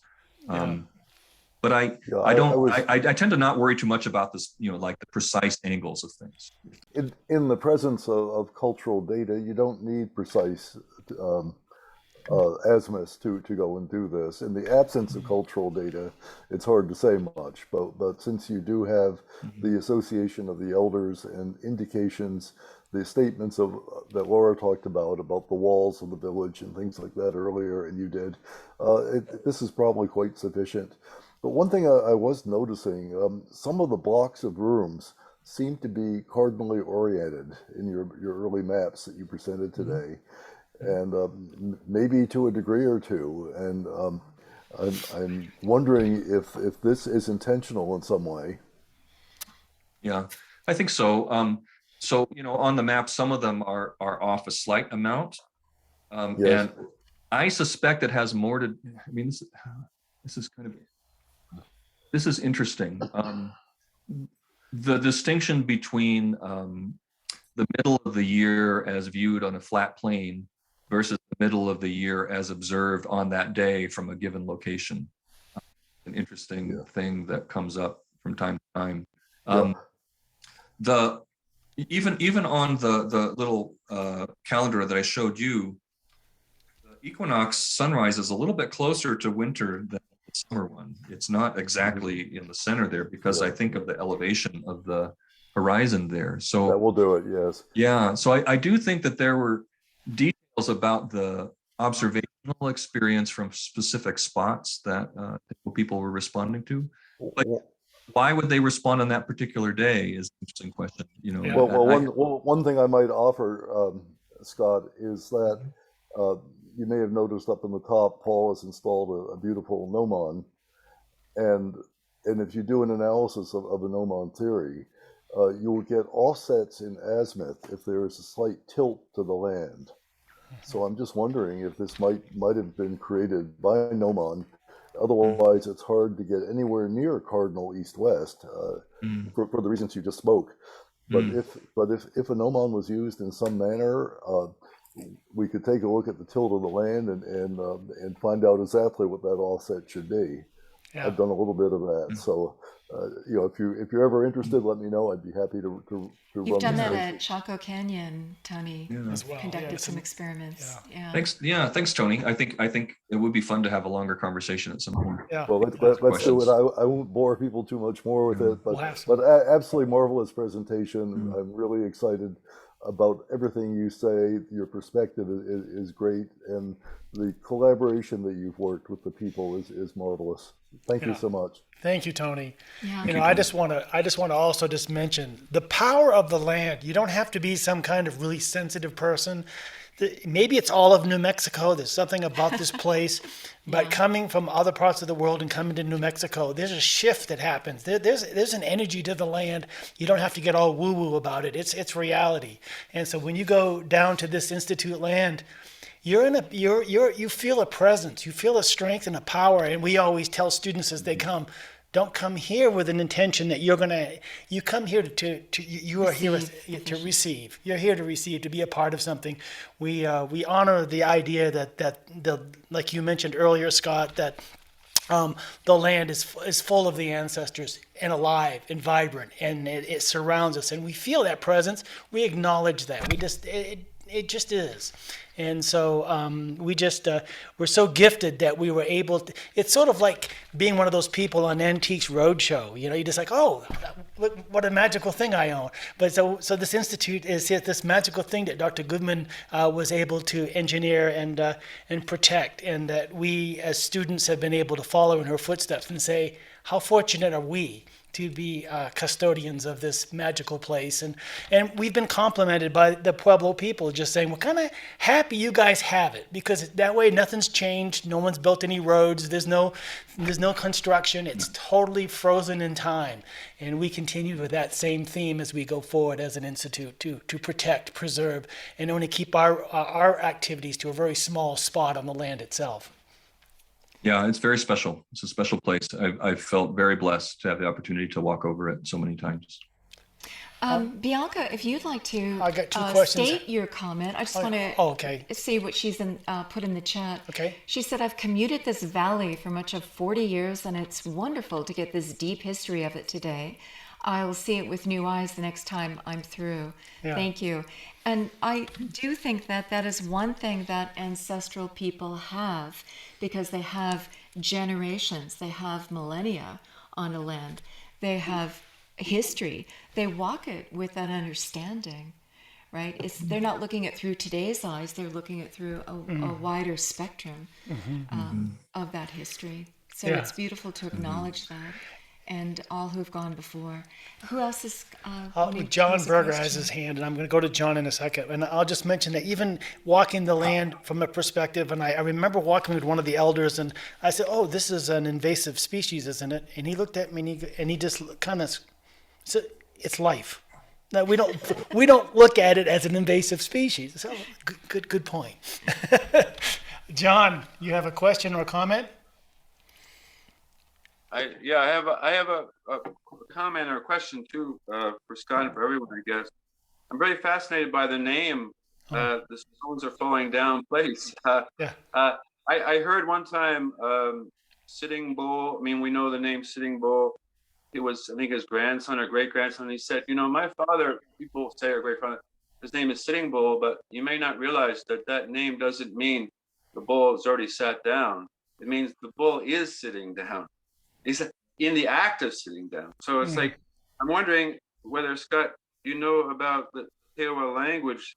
The stones falling down place is an incredible expression. Like, usually we think of rocks falling down, well, they fall down, then they're on the ground, but that's not what this is saying. The stones falling down place, it's almost like the difference between Shakespeare saying all the world is a stage and we are merely players on it, or whatever that is. This is totally different. It's like the place is part of the falling down, and yet the stone's not always falling down, so there's always a potential. So it seems to include space and time. There's something about this that's easy to pass over it, but it's like an incredible expression. The stones falling into place. Who would want to live in a place where stones are falling down? There's something incredible about the nature of that place. Yeah. It's very dynamic, isn't it? That's a wonderful, thank you. It's a wonderful observation. Yeah. And I do think, I'd have to think for a while about the degree to which the phenomenon you're describing is embedded in all Tewa place names. Right. I think there would be different values embedded in others. But I do think the one that's embedded in Cuyamungue is the idea of life is always in process, and that it's not done or finished, begun or end, it's happening. Yeah. And something is happening, as in this area where the village is. The sense of the eternal. Thank you for that. It's actually gives me a new, it's a whole new kind of direction for a study of this information. Thank you. Yeah. That. And we always tread lightly in doing any kind of interpretation, because we're not Tewa. We don't want to put things on top of whatever. We always ask them for that direction and understanding. And our work is not about the Tewa. And our work is just happens to be located there. Yeah. Our work is really about the global. We have the gift of the land, which gives us art. It gives us that stability. It gives us that a place where the stones can fall down, a place where things can change and shift. And very interesting. I know you do have to go, Scott, to a family event. But we truly appreciate all that you've contributed over the years. We want to continue having conversations with you. I want to know what's ahead for you, Scott. What is your next big project? What are you excited about now? Well, in New Mexico, I'm working with the Pueblo of Pojoaque and with the Spanish community of Estaca, close to Cuyamungue, on some ancestral sites there that are connected with more recent migrations of Tewa people, and also with connections between indigenous and Spanish New Mexican culture. So those will be coming down the line in the coming years. We're partway through it. I have some students working on some projects there too. One of the students that worked with us at Cuyamungue just completed her dissertation this past month. So I'm very pleased about that. So So at least for work in New Mexico, you know, those are the areas where I'm working mostly right now. I'm also continuing to help the Pueblo with documenting additional ancestral sites on Pojoaque land. Yes. And then, you know, this work with the Center for Collaborative Synthesis and Archaeology is what I'm trying to do is connect archaeologists, in addition, not only with indigenous people, but also with social scientists and other disciplines to encourage conversation about the common problems that people work on in different fields, and to encourage all of us to find additional ways to bring archaeological evidence into the conversation. Yeah. And how do you see us today, and what are the lessons that you have learned from this to apply to us today in our society? Well, it's hard to answer briefly, but I think the main thing I would say is that every human society has more in common than you might think. You know, so the technology that we utilize today is dramatically different from that of past societies. Every human society consists of essentially networks of human beings interacting with each other in space, on the land, sharing information and also energy and objects.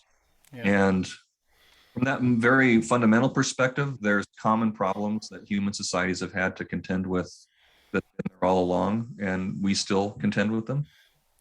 And I think the archaeological record provides a much broader lens on the kinds of solutions that humans have tried, and which ones work and better or worse for answering particular problems. So I don't know. That's where my thoughts go with your question. Mm-hmm. Fascinating. Well, let's continue to stay in touch, and more conversations in the future possibly. And I just appreciate it, Scott. And of course, when we're both in the Santa Fe area at the same time, we'll get together for another cup of coffee. Yeah, discussion. yes. Well, go enjoy your family time, and thank you so much for today. Before we hang up, let me ask everybody to say thank you as well. I ask everybody to unmute your microphones, and everybody say thank you to Scott for spending these several hours with us. Thank you, Scott. It's been great. Thank you. Wonderful presentation. Wonderful. Great. Thank you very much. Thank you. You're very kind.